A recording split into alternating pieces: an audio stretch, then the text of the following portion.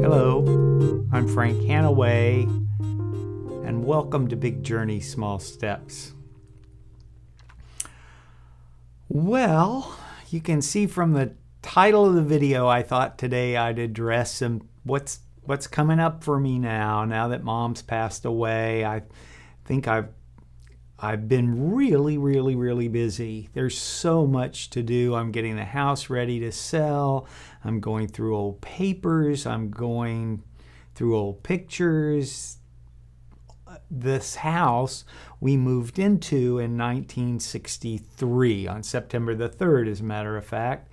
And not only is the stuff here from 63 until now, but also from the time my parents met and beyond that. So it's been really interesting. This morning I thought I was through with all the paperwork, and I found another box that was the early years of my parents' life together, about the first 20 years really.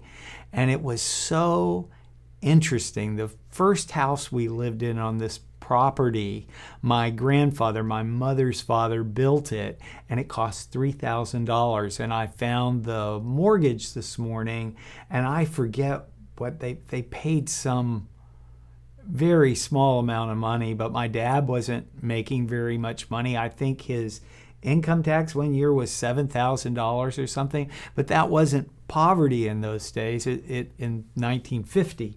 So anyway, it's been really interesting, and there are pieces of furniture in the house that I knew my mother had bought, and then I found out they would pay on time for things, but it would be like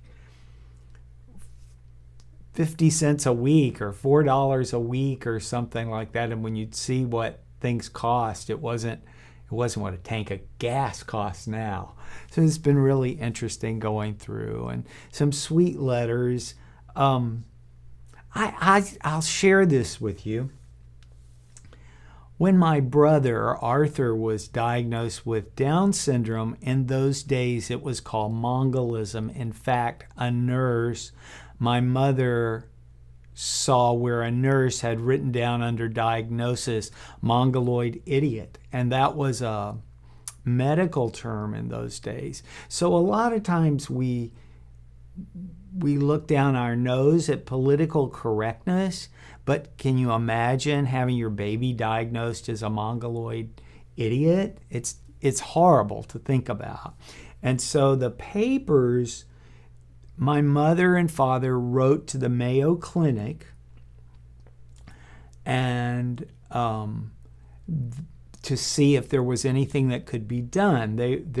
There wasn't as much known, and the Mayo Clinic wrote back and said they commended my parents for getting an early start on taking care of my brother, and that there wasn't anything that they could do. And I forget how they put it. They said, good luck managing your child. What's so funny to me is Arthur was just the greatest person. Everybody loved Arthur. But in those days, an option was institutionalization. And I remember my parents talking about they toured a couple places. There was a place called Sunnyland, I think. I think it was in Arcadia, but I'm not sure. And I remember them talking about touring it, and they were just horrified.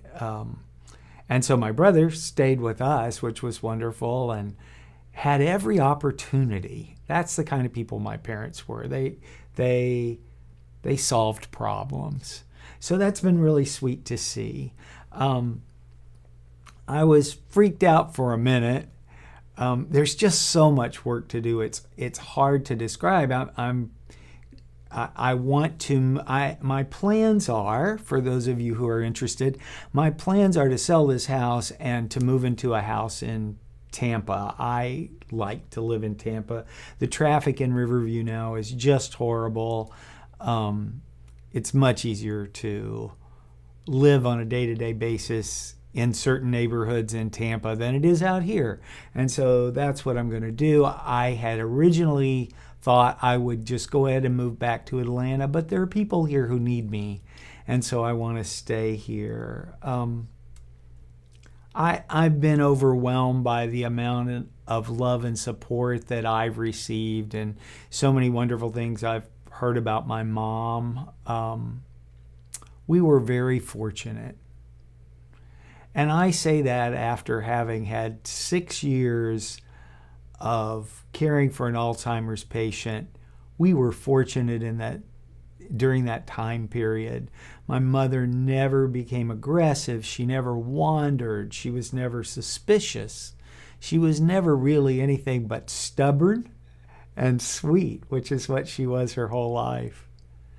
So anyway, I'm just going to leave it there. I had a number of people ask me to please not stop making these videos, and I'm not going to stop. I'm very, very busy right now. Sissy Soup is kind of on the back burner. I've been trying to write a little bit. Those are scripts that have to be written. This, I just sit down and talk to you. And so that'll be coming back. I'm doing great.